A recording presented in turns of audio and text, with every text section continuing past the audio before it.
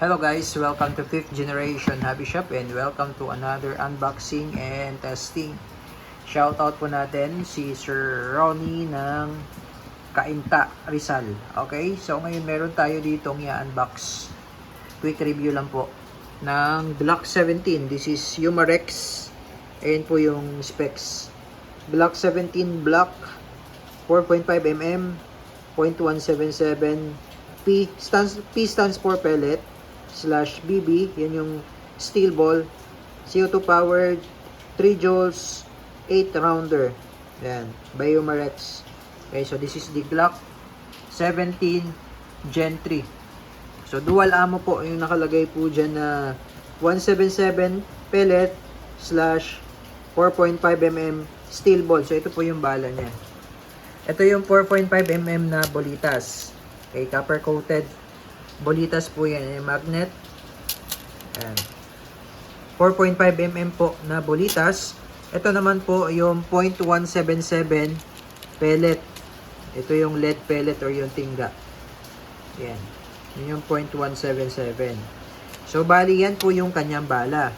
Dual ammo po. Ito naman po yung kanyang CO2 or yung kanyang propellant. Ayan, 12G po. Ito po ay disposable. Yan, 12G. Pop Dinos. Pwede naman po kayong gumamit ng kahit anong brand, basta 12G lang po. Okay? Then, may kasama po siyang hard case.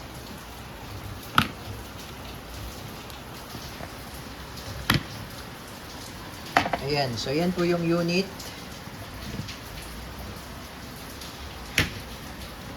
Ito yung manual. So, this is airgun po. Ayan.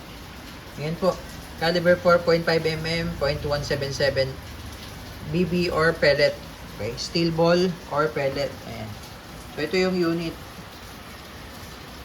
Glock 17 Gen 3. Again, shout out po kay Sir Ronnie ng Cainta, Rizal. Ayan, Glock 17 Gen 3 na rotary yung mag niya. Papakita ko po sa inyo yung magazine niya. Ayan, may full markings siya dyan. May marking siya ng Glock. Glock 17 Gen 3. Tapos may kasama siyang allen, pampihit doon sa magazine. Ayan. Ayan yung sight. Tapos may safety siya dito sa ilalim. Ayan. Pwede mo siyang lagyan ng flashlight. Mayroon siyang rail eh. Ayan o. Para sa accessories. Flashlight. Okay. So, bali ito po yung kanyang magazine. Ito po yung rotary mag. Ayan. Bali, 4 po yan na rotary mag. Isang plastic para sa steel ball.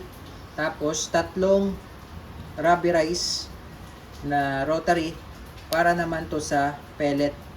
Lead pellets. Okay? Yung pellets. Ayan. So, ito yung magazine. Kumbaga, ililipat mo lang yung mga rotary niya. Gusto mong pellet, lilipat mo lang siya dito. Nare-remove to eh. Ayan.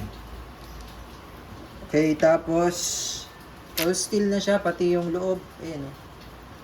So, mapapansin nyo po, yung sa mga airsoft, meron siyang nozzle na plastic. Ito wala na po. Bakal talaga siya sa loob.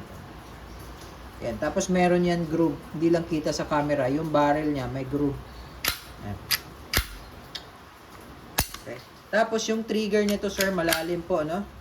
Malalim ang trigger. Sagad nyo po hanggang dulo yung trigger. Yan. Pagka ganyan, hindi yan puputok. Pagka ganyan lang. Sasagad nyo po sa dulo. Yan. Tapos, meron siyang safety. Yan yung fire. Yan naman yung safe. Okay? Yan. So, balik tayo dito sa magazine. Ito yung rotary. Alisin na muna natin lahat ng rotary dahil lalagyan natin ng CO2. Okay, ito yung slot para sa CO2. Patakan lang ng oil. Ito po yung pinapatakan ng oil.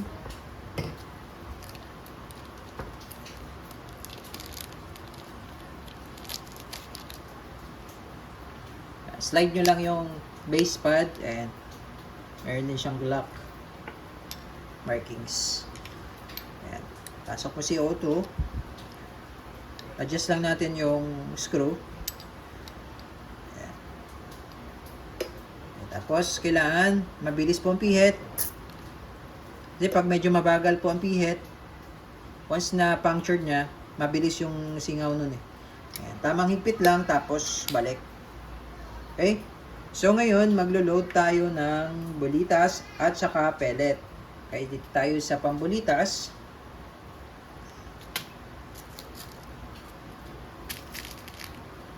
Ito yung bulitas.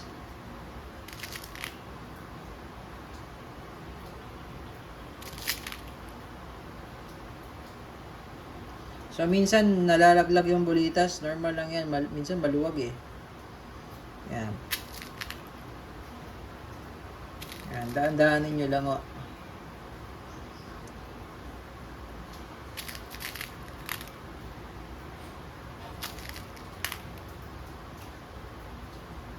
Yan. Tapos, dito naman po tayo sa rotary na pang pellet. Ito yung pellet.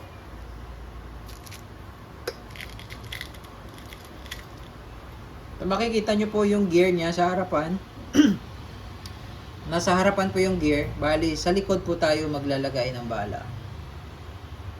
Yan. Kanina, sa harap. Yan, kanina sa harap. Diba yung gear? Sa harap tayo naglagay ng steel ball. Ito yung harap sa bandang likod. Yan. 8 din po ang laman nito.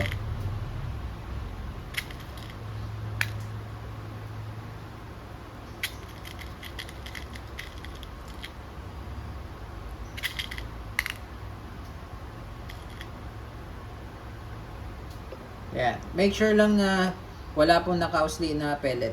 Okay? Then, so, depende po sa inyo kung gusto nyo pellet muna mauna or yung bulitas. Yan. So, ililipat nyo lang siya. Yan. So, bulitas muna. Yung testing natin. So, dito muna natin lalagay yung pellet. So, bali, 4 na rotary siya. Yan, 4 na rotary. Yan. Tapos, pagka naubos na yung steel ball, ililipat nyo lang yung rotary. Tapos, pagka ilalagay nyo sa unit, pag ganyan po, huwag nyo pong pa sideways or patiwari kasi nalalaglag yung rotary. Yan, pag ganyan. Okay.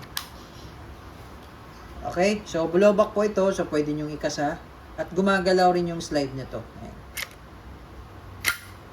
Okay, so testing. Testing, Glock 17 Gen 3 dual ammo. Ay, nakasana natin.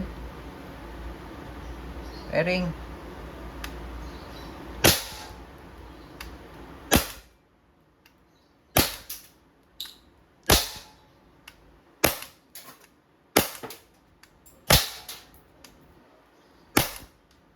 Ayan, so naka 8 shots na tayo. Ayan, so ubos na yung steel ball. So ililipat lang natin yung rotary. Ito naman yung lead pellet na 177.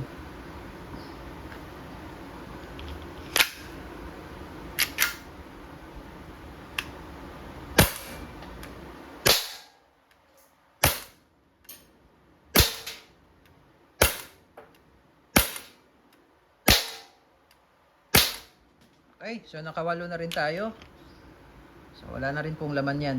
So ito, hindi po ito nag-o-open slide. Katulad sa airsoft na naglalak. Kasi iba po yung ano niya, iba po yung mechanism niya. Rotary siya eh. Okay, so yun lamang po. Glock 17 Gen 3 dual ammo.